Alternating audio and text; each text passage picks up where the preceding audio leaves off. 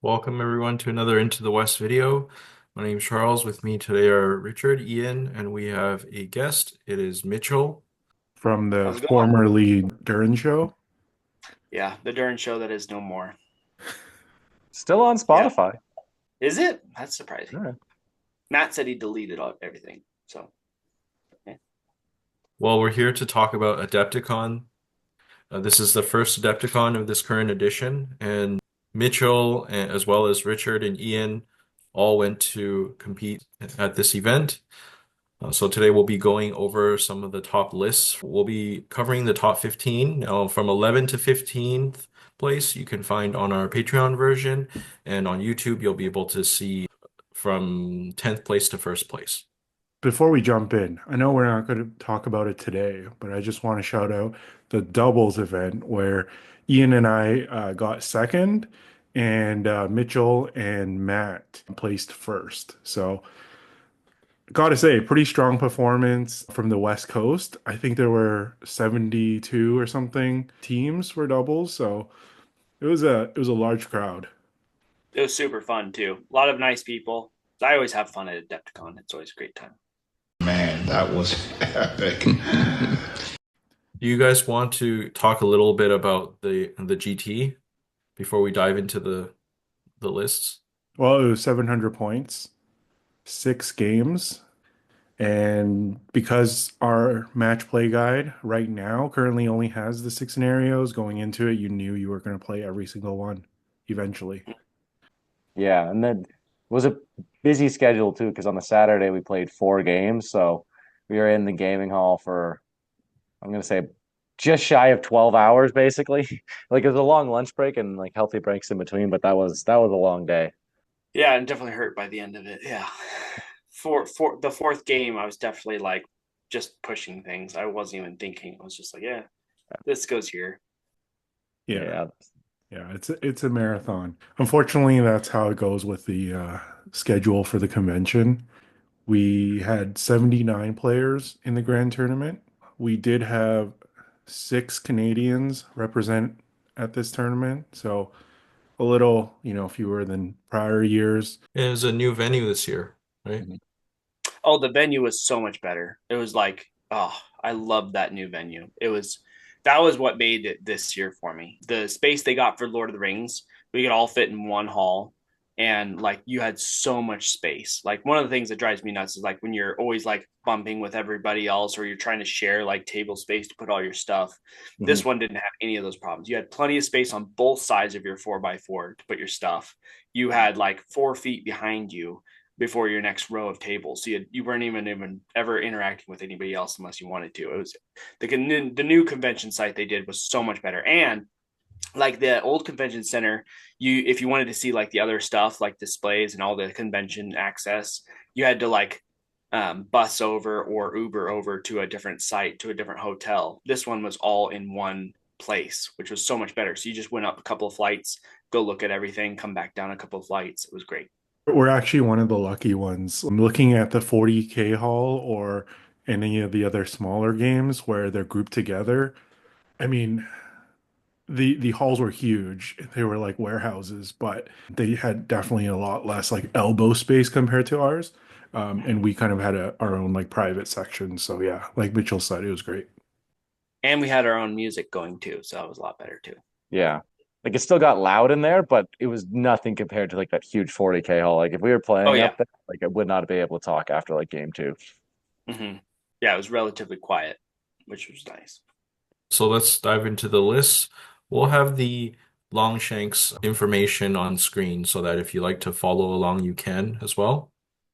In 10th place, we have Josh Leong with Defenders of Helm's Deep. So first warband, we have Théoden, King of Rohan, with heavy armor and shield, leading 6 warriors of Rohan with shield, 6 warriors of Rohan with shield and throwing spears, 1 warrior of Rohan with banner. And then Aragorn Strider with armor, leading 6 warriors of Rohan with shield, 6 warriors of Rohan with shield and throwing spears. And then Legolas with Elven Cloak, leading 11 Galadhrim warriors with elf bow, for a total of 39 models. And he finished with 4 wins, 1 loss, and 1 draw. This is a cool army. I haven't seen too much of Defenders of Helm's Deep yet in this edition.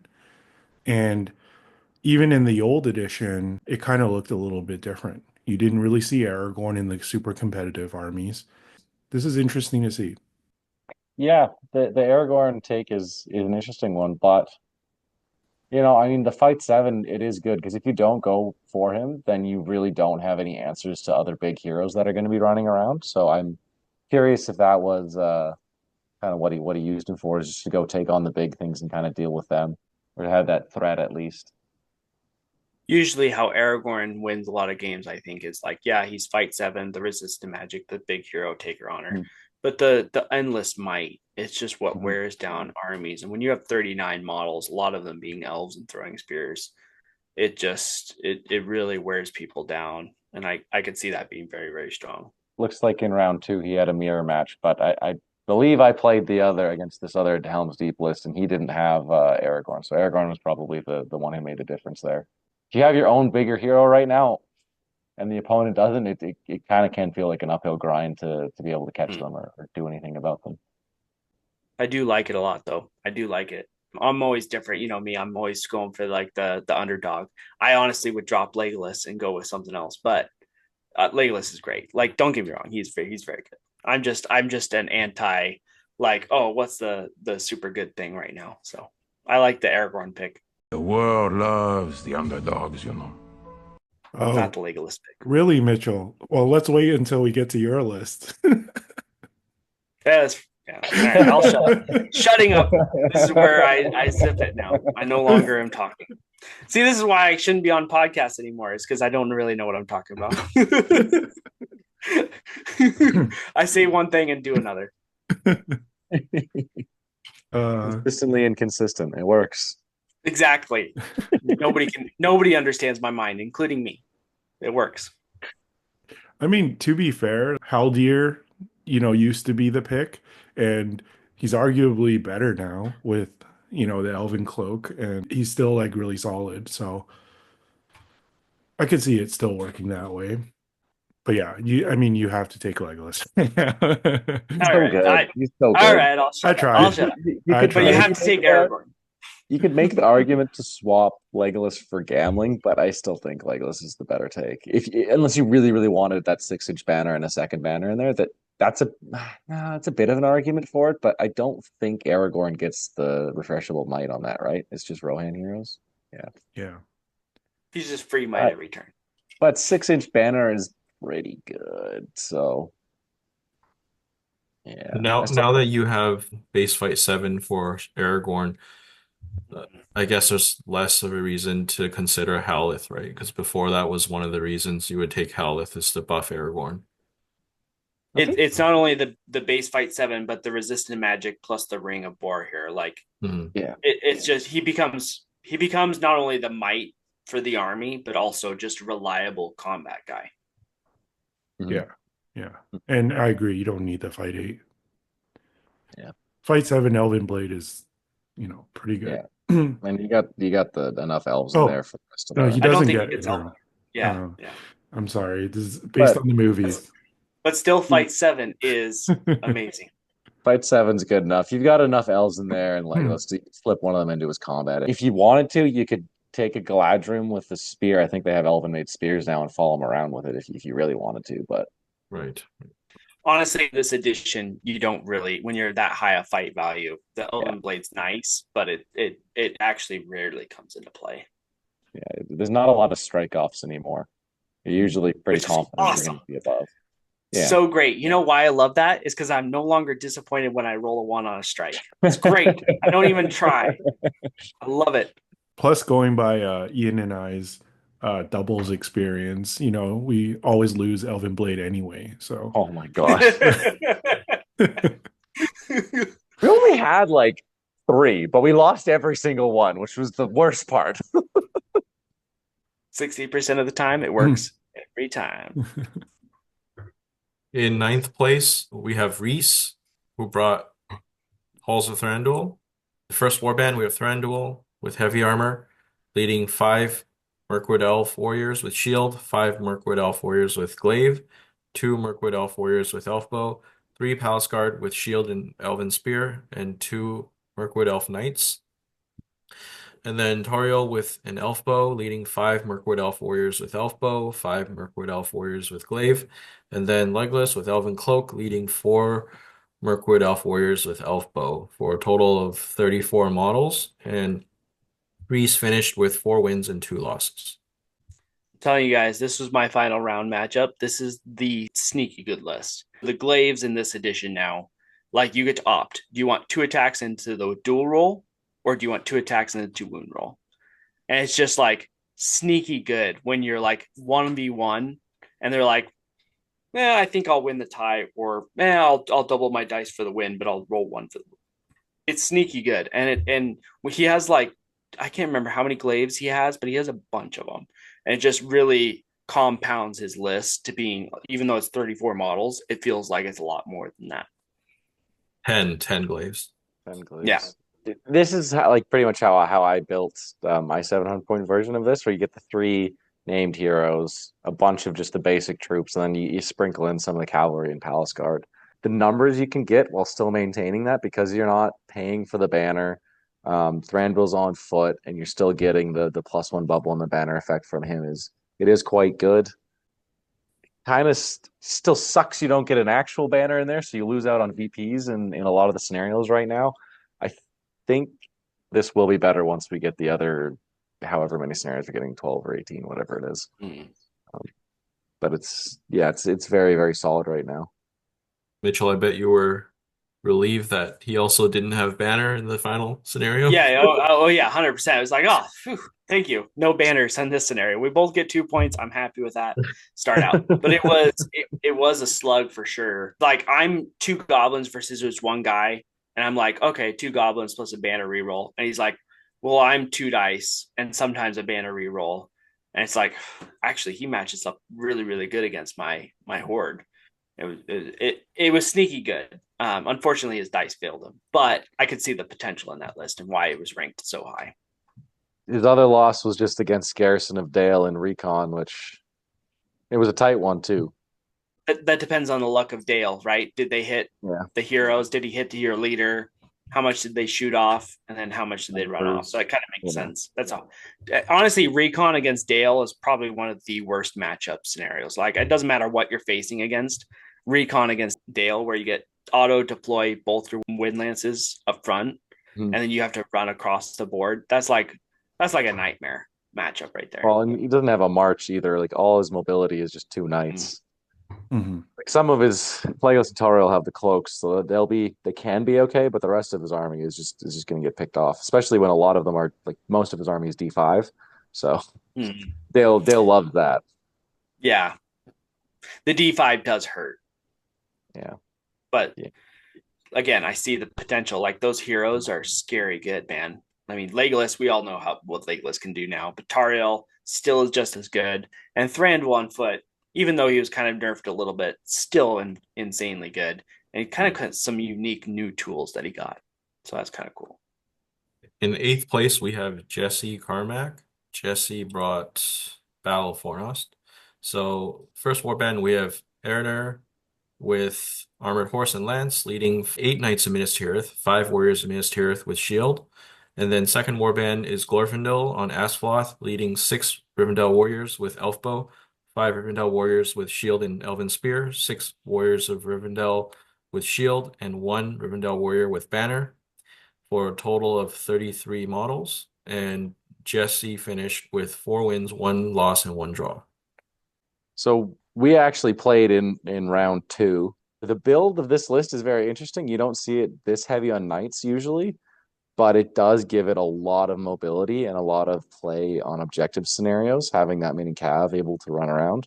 And also just the numbers look low, but when you consider you have that many cav and the 2 big heroes, it actually can put up a pretty broad front, just like occupy a lot of space because of the bases. It's a solid list, and yeah, Jesse is a really good player. It was a very, very tight game, the game that we had in Domination. So yeah, I'm not surprised he ended up this high. I'm not surprised either. I played him for the first time in doubles the day before, and he had the same list. And it's an interesting list because you're like, man, that's really cav heavy, but he pilots it very, very well. So you can see why he got the 4 wins, 1 loss, 1 draw. So It's interesting that with so many cav though, his only loss is in reconnoiter. I guess is that defenders Helm's Deep? Yeah, Deep, yeah. probably just shot off his cav, but yeah, it seems like that would have been a strong scenario for him. Uh, that's a tough matchup though, because he's got to run across the whole board with no march, and the defenders of Helm's Deep have 1.5 times the numbers and probably firing about 15 shots at him a turn, Yeah, which that's fair. that's just a lot of attrition, right? mm-hmm. Before combat happens. And if he can probably dismount Aener before Aener gets into combat, right? And then a lot of his shock power gets in there. He did Oh, beat the another defenders of Helm's Deep in the final so game and destroy the supplies. So actually, I remember now I did talk to him about this game in Recon. He actually did get up the board decently well and got into their face without taking too many casualties. And then he just stalled out super hard. That's what he was saying. He just couldn't get anything off. Yeah. And then they managed to run some stuff, I think, off the, yeah. So what you're saying is it's still a dice game. Still happens. It still happens. You're like, I did everything right, and it still just flopped. It Yeah. happens. In 7th place, we have Andy Faulkner with Army of the White Hand.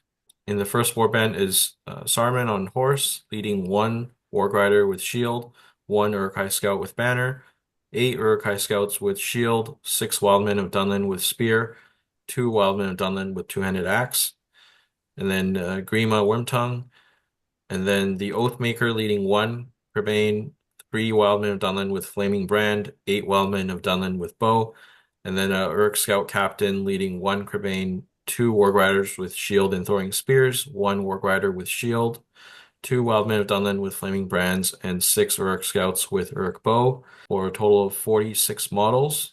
And Andy finished with 5 wins and 1 loss. So I don't have much to say here other than I'm not surprised it's ranked so high. It's just good. It's just good. His only loss was against the first place winner. Personally, I think Army of the White Hand is the best army in the game right now, but I I think I would build it differently. 46 is not quite the numbers that you can get, and in my opinion, you want, because I think you can easily get into the mid 50s, maybe even push close to 60. I know there's split opinions on how many Uruk-hai or if you should take Uruk-hai at all, but yeah, I personally just think, there's some things that you don't need. Like, I don't think Saruman necessarily needs a horse in this one. I mean, the number of Warg Riders is nice, but maybe a little bit high too. And I think he obviously played really well, and maybe this is just a different style, but I think I would prefer to see a few more numbers in this army. Looking at the score line, it kind of is what you'd expect with this army, where it has like decent numbers, but a lot of things that can play the objectives. And that like is kind of reflected. Like he won the 5 games, but also not like huge wins, but like very consistent wins pretty much throughout 9, 10, 11 points kind of thing, but not like crazy big scores. But he's got all the tools to get everything done that he needs to, right? I see what Richard's saying because Scott's run this for obviously in the last edition, just the numbers, and it still works. Now it's just good. Like it's actually really, really good.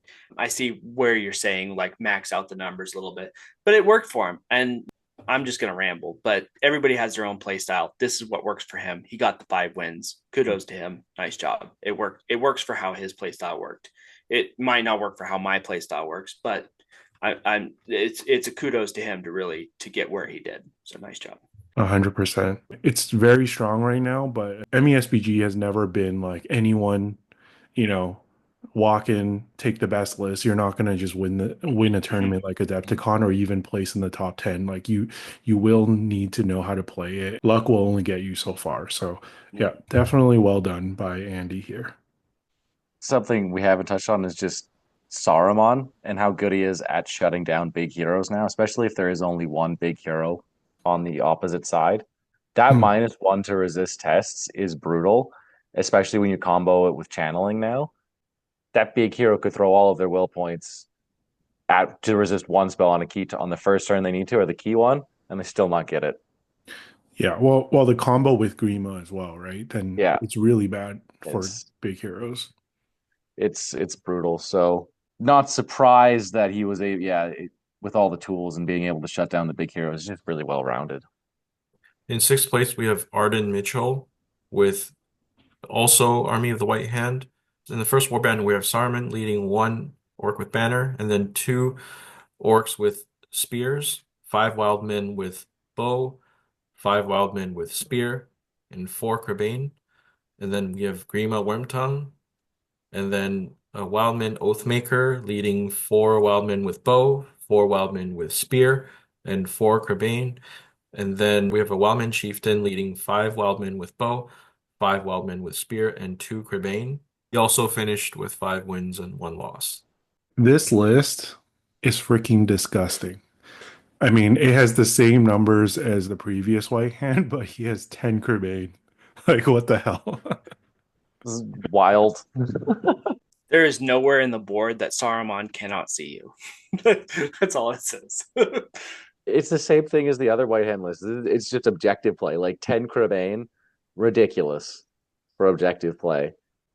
We talked about stalling up big heroes. Like you have Saruman and you also have a Crebain. Crebain, like it's going to take a big hero 2 turns at least to chew through one of them, while the rest of your army just does stuff. I think the main thing is they can't even get trapped anymore. So you're throwing Yeah. them in the back line of spears, and it's going to take several turns for them to deal with a few Kerbane.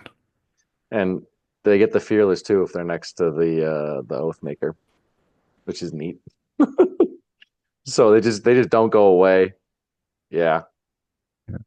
I'm pretty glad I didn't have to run into this for a number of scenarios. It just looks nasty on paper. And it looks like the only losses to Minas Morgul and Hold Ground, which Hold Ground into the Death are probably the only scenarios that I would be somewhat comfortable facing this army. And everything else, no. Like I don't like my chances. I'm curious. It looks like he's only got a couple of orcs in there to babysit the banner. I think I would have gone for more than just 3 orcs, but doesn't seem like that was too much of an issue. So still worked out all right for him. Yeah, I guess that's an opening, for Legolas players. Yeah, Kill those yeah. 3 orcs.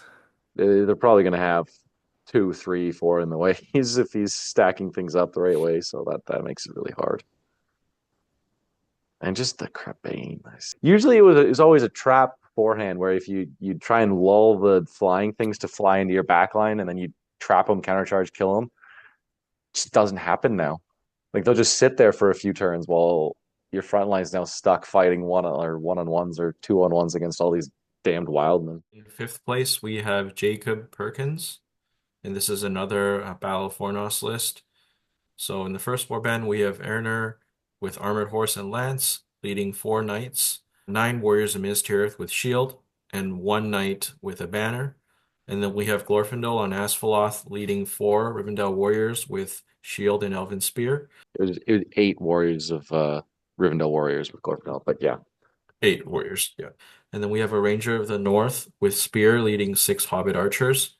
And then a second Ranger of the North leading 6 Hobbit archers. There's a total of 38 models. And Jacob finished with 5 wins and 1 loss.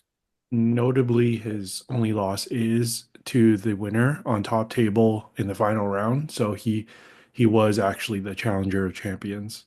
By 1 VP. Yeah. Yeah, very close Wow. final. Wow. Interesting. Yeah, I haven't really considered the Rangers of the North at all in this list, but bulking out with the Hobbits just to get the numbers up is pretty nice because he's still got a solid number of knights in there, a good number of elves to support in the back line. And the extra 2 points of might could be really critical just to keep your heroes moving because you don't really want to spend their might on heroic moves, which if you don't tag in some cheap might, you have to do so.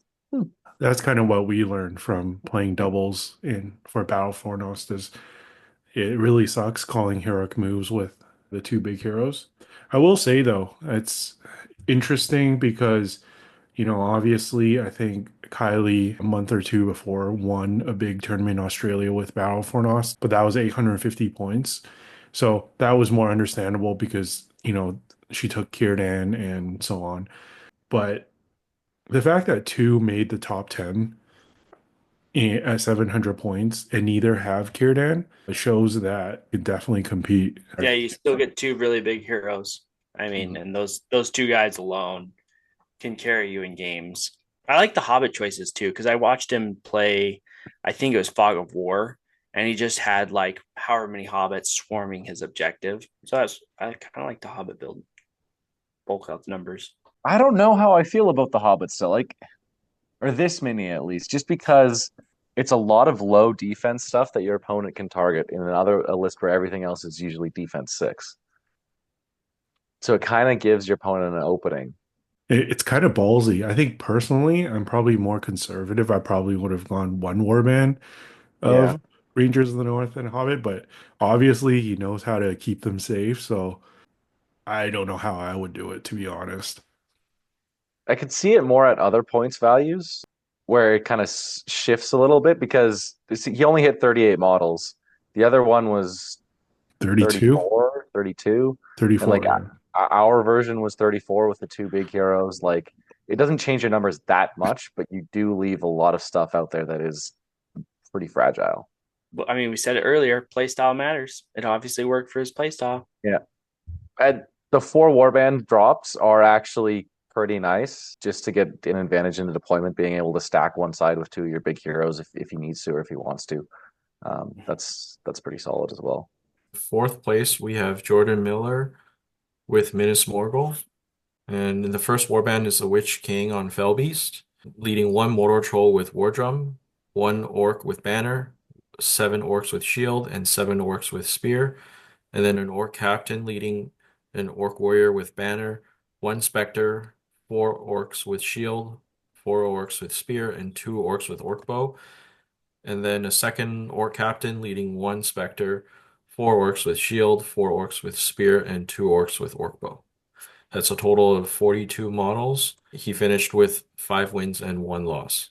His only loss was also against the winner. I've played Jordan before, and he's a very, very good player. So I'm not surprised that he's this high with a strong list. But I am kind of surprised. I haven't really seen many Mortar Trolls with War Drum in Minas Morgul. So I think that's a very cool pick. I have seen the regular drum with the orcs, but he chose to go War Drum and he didn't go with any other ring wraiths.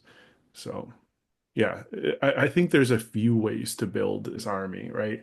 He went a little bit more all out. He didn't go with the Morannon orcs. There's a lot of discussions online about how many Morannons you should take to have like a tougher front line, right? Get that D6. But, you know, I respect it. He went YOLO.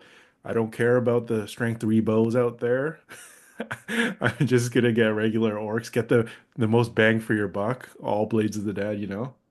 I kind of see what he's doing, right? You get the troll in there while also having the fell beast means you have the two monsters that can support each other, and you can do some nice combos with them with hurling into like now the hurl's like a sniper shot. You can do some interesting things to like help them out and bail each other out, kind of like you used to be able to do last edition. But also just I've turned around on how I think you should build this list. I was very much pro put the Morannons in the front line, get the D6 up there, and I'm kind of flipping around now. I think maybe this is the way to go, where you spam out as many Mordor orcs as possible, just to make the most out of your army bonus and your wounding bonuses with that. Because regular orcs like that, wounding things on, well, even D6 stuff consistently on 5s and a lot of other things on 4s is pretty nasty. So it's got a lot of potential.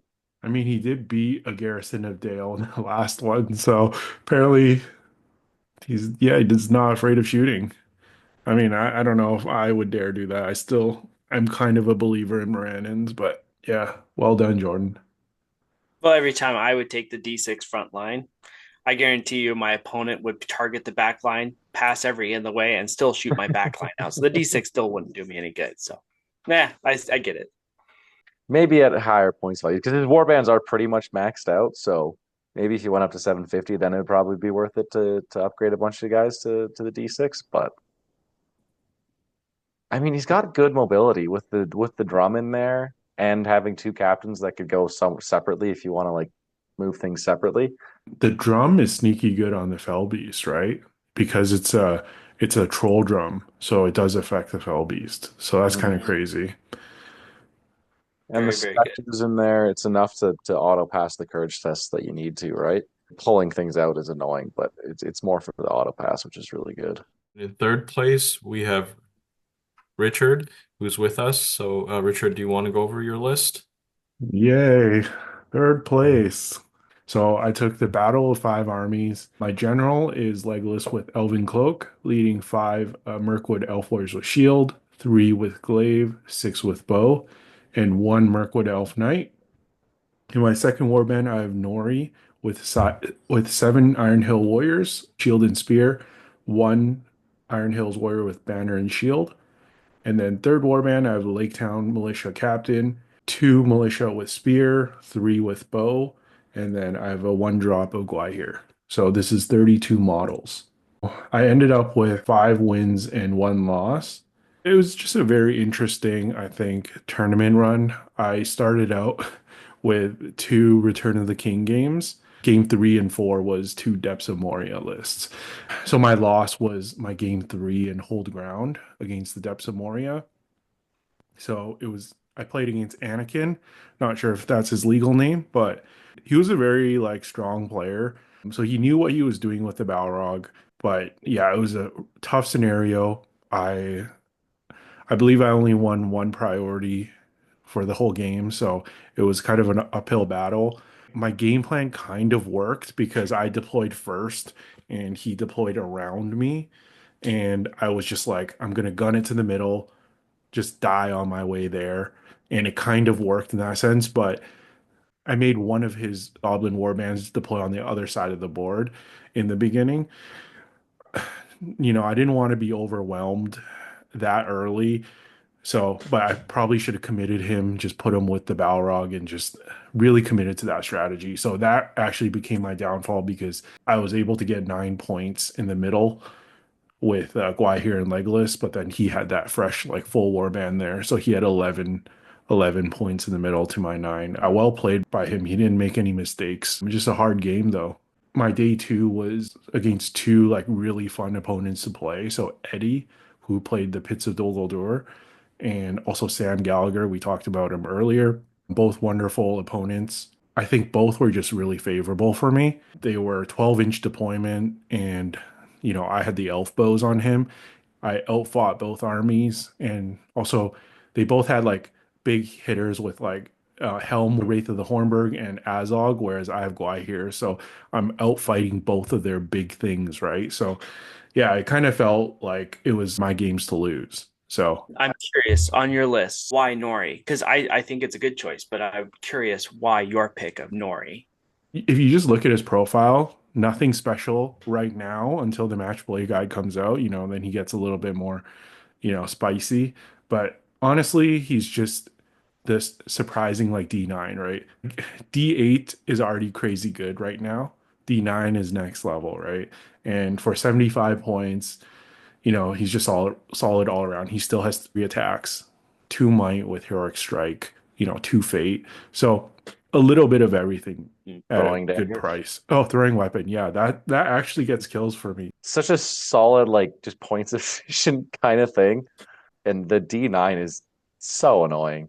Like in my last game against Sam, I was just like, I'm gonna throw you at Hera the entire game, It's like good luck, right? He didn't die like the entire tournament. Not only is it he's tough to kill, but because he's tough to kill, people don't even go for him. So in some ways it's like a psychological thing too. Very nice. I like it. And he has the shielding ability too, which is like also Yeah, D9 shielding. It's like, oh, yeah. anybody who's faced the Thor knows. 2 fate, which is sneaky. You think he's just like two wounds, 1 fate. No, he's got the second one. His weakness is monsters though. You just have to avoid them because, a good rend would still take him down. I just wanted to make a note of this is that you got three 20-0 scores and one 21 score, 20-1 score, which is like an insane tournament run. We had a good run. I would definitely say, yeah, Battle of Five Armies has good objective play, like being able to accomplish that throughout that many rounds. That is pretty wild. But it is kind of, yeah, like the soup lists of this edition. So you do get a lot of tools available. But still, that's pretty impressive. Well done. Like any list, it takes a good pilot to make use of all the tools you had. So nice job, Richard. Honestly, I wasn't surprised at all. Thank you, guys. I guess we can move on to Mitchell's list now. Everybody just spit. Yeah. Great job, everybody. Great job. Nah, I got lucky.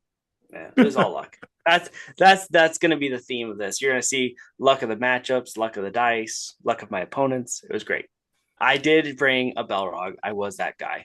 Richard alluded to this earlier. I only brought one army, and Matt was playing Kill Team for the GT. So he didn't bring any Lord of the Rings. And normally, like, we kind of collude, like, we'll bring both halves of the double list. And so since I was only bringing the one list and I only had room to fit a Balrog, we just played the Balrog for our doubles list as well. So I played the exact same list for doubles and for the GT. And it worked out good. Balrog is very good. The 8-inch move is insanely good. The lash is good. But I think the biggest bonus is the drum for free. Like, just having 49 goblins spread out throughout the entire battlefield and all of them get a banner reroll. It just, like I said, the matchup against the elves, I was out bannering them. The matchup, like whatever you wanted to pick, like it was. I felt good almost every matchup except the Dale one, but I lucked out in the fact that it was hold ground and a maelstrom deployment. So like, it was just very fun. Jokes aside, I think it's still like, yeah, obviously Balrog is insanely good, but yes, it also takes a lot of skill because we had 7 Balrogs, I think, at Adepticon, pretty much all the exact same build, like maybe some war gear changes on the goblins. So, I mean, the fact is the Balrog I played, the one that I lost to, I think he was just out of the top 10. He was fairly close, or out of the top 15, but essentially Mitchell is the only one like even close to podiuming. All the other Balrogs are a lot farther down. So I think there you do see a variance in skill. And like, if it was just random, then you're gonna see like at least 2 or 3 closer to the top. But yeah, in a 6-game tournament, it is still hard to win 5 or 6 games with the Balrog. I'll say this to throw it in Ian's face: not a single bow was taken. I can see that. I know, I can tell. It's awful. Me and Bose do not agree. It's just for the best of everybody. I'm just curious why you didn't take the 1/3 bows and then just run them into combat and never use them. That's what I was hoping for. Maybe that's the S tier list. If I was really going to do it, that'd be fun. No, I had 6 incredible fun games. I enjoyed every single one of them.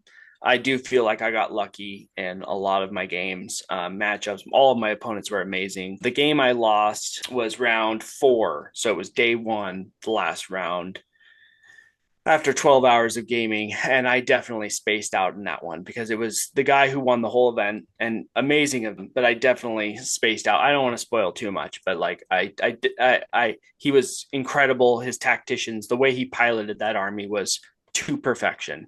He was playing eagles, and I killed 2 eagles in the first turn of combat with a Balrog. So I'm like, oh, sweet, easy. And then I asked him like, hey, what is it quarter? Because it's recon.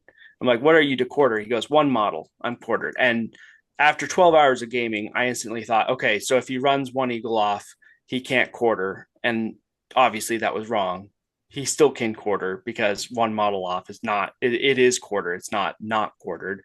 For whatever reason, in my brain, that didn't work. And so then I killed a bunch of other eagles and I left 1 eagle alive. And then I realized my mistake. And I was like, well, if he passes 2 courage tests at courage, because it's normally a 4+ with the -1, it's 5+. I'm like, well, I still run 30 goblins off. And he failed on the first one, ran and ended the game. But it would have easily been like me if I had just kept another eagle alive, because it would have been very easy, like just barge with the Balrog to keep another eagle alive. Then you would have two eagles, but it's all good. He piloted it that perfectly. Kudos to him, because like losing two eagles right off the bat, like, and he still pulled that win out. Like amazing guy, and like beautiful tactician with those eagles, like to perfection. And he was super fun. I think the most fun thing I can do in the game is when I can banter with people. I mean, you guys obviously know I play you guys all the time, but I love throwing shade. And when somebody throws shade right back at me, it's like it's the most enjoyable game. And so I had a ton of fun in that game, and all my games, all six opponents were amazing, and I had a ton of fun, and so I really enjoyed the games, and I do feel like I got pretty lucky in a lot of my matchups and a lot of my roles. The only thing I'll say, I was telling a lot of the other Belrog players, because they kept asking me like, what am I doing? I'm like, well, I kind of go into every fight assuming the Belrog's going to lose the fight. You know what I mean? So like when he loses this fight, like, am I in trouble? And it's mostly like about the goblins for me, but I'm assuming the Balrog's going to lose the fight. And when he wins, it's like, oh, that's kind of nice. You know, that's the only other thing I'll say. But I had a ton of fun. It was a great event. All right. And then in first place, we have Julian with the Eagles. So the list is Guahir, four Eagles, and two fledglings. So that's a total of seven models. And Julian finished with 6 wins. I talked about this with Julian actually on there's a tabletop simulator Discord podcast. Right when he took this win, there was a lot of like talks on GBHL, on Facebook forums about how broken Eagles are, and I know a lot of people are memeing and stuff. And I think there is a point maybe at the super low points end, but at 700 points, the Eagles are not, broken or overpowered. Like, it's not due to the army that he won this tournament. Of course, he had his like lucky moments. Everyone does to get this high. I did, Mitchell did, but yeah, to win 6 games, you need a combination of like luck and skill, right? And he obviously has that. So he played it really well. The fact that, looking at it aside from Mitchell's game that Mitchell talked about, I'm looking at his game too, that he beat the was it seventh place Army of the White Hand at domination. Like, that is crazy. So, just being in the right positions to pull off that win is incredible. Kudos to Julian for sure. 1000%. And I was trying to allude this before, but I'll double down. That list is good, not at all broken at 700 points. 500, I don't even think it's broken, because I hate admitting anything's broken. But we can have a little bit more of a discussion. But 700 points, that was all Julian. His piloting skills of those eagles, he knew exactly where to put each eagle and where and what time. And he had a perfect master plan. And like, I think it goes to the skill, like how many people you give, okay, your entire army has 3 points of might, go, and to pull off 6 wins in a major event, like that is serious kudos to him. It was very well done. That said, though, I think there is a discussion that I don't know if Games Workshop will do anything, but more so because I don't think it can be the most interactive army to go against. If you're playing a certain army that doesn't necessarily have the tools to deal with eagles, I think it can be frustrating. Curious how the piercing cry shaked out at this points level. At lower points levels, I think you feel it a lot more, because usually it is going to pin most of your army and like all of your heroes, and you won't be able to do anything about it. But once you get up to this level, it's, if you have 3 or 4 heroes, ideally you'd be able to keep one of them outside of that range and then be able to have some counterplay on that turn. I'm not sure how influential that was, or if you talked about that on when you guys were talking. When I played him, he said maybe in 2 games it had an effect. Like it wasn't really what he was banking on. Yeah. He essentially said 4 out of 6 games, it didn't even really matter at all. That's actually surprising. I thought it would have more of an effect than that. That's what I mean by, I think at lower points, that's when it like changes games, because you don't have enough models to bubble wrap your important stuff. So it's like you charge in hero combat or whatever, you kill 2 lines of stuff, and then you piercing cry the next turn, and then you can go in again. Then a lot of the times you can get to the enemy general in one go, right? But at 700 points, most armies will have enough models to block that off. If you know what you're doing, you're not going to die from the piercing cry. And Mhm. then Mhm. after that, Guahir has 3 might. So Yeah. let's go. But it like again, like to show why he won 6 games. I don't think anybody can just play Eagles and win 6 games. Like he played the domination game and pulled that off. He played the Mhm. to the death and won that game. Obviously, that's one you kind of like expect. But the domination game, the recon game, when he lost 2 Eagles right off the bat against a Belrog and like played the defensive. I was giving Richard kudos in his game. He was talking about in Return of the King. Like when you're on your back foot, I think what really shows a good player is you're on your back foot, you're losing, and you suddenly have a mind change of, okay, my first strategy isn't working. How do I shift and minimize my losses and turn this into a minor loss or a potential win? And I think that's what he did in his game against me and what Richard did in his game in Return of the King. That's what really showcases good players, I think. For anyone looking or listening to the results of Adepticon 2025, please do not, use this as a signal saying, add fuel to your fire saying Eagles are busted and nerf now, please, GW. Yeah. Somebody's gonna clip that.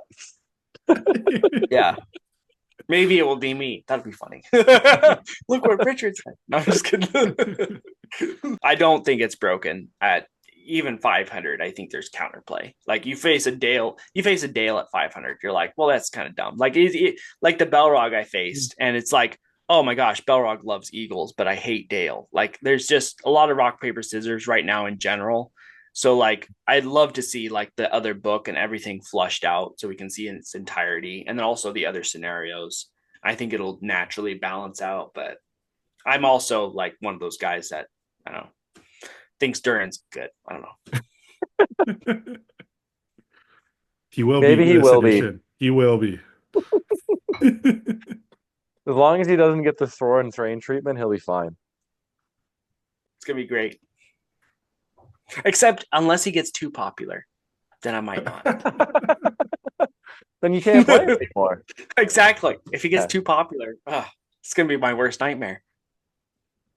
Shout out to our awesome Patreon community. Check out Patreon for more details, which includes extra perks like extra content and custom dice. I also want to shout out our sponsors. Check out the Baron of Dice website for a wide range of dice, including for Middle-earth.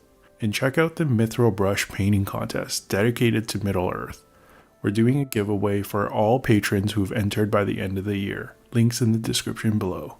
This has been our review of the top lists at AdeptiCon 2025. Thank you all for watching. Thanks, Mitchell, for coming on as a guest to talk about these lists. And also, a special thank you to our top supporter, Brandon Ridge. And we'll see you in the next video.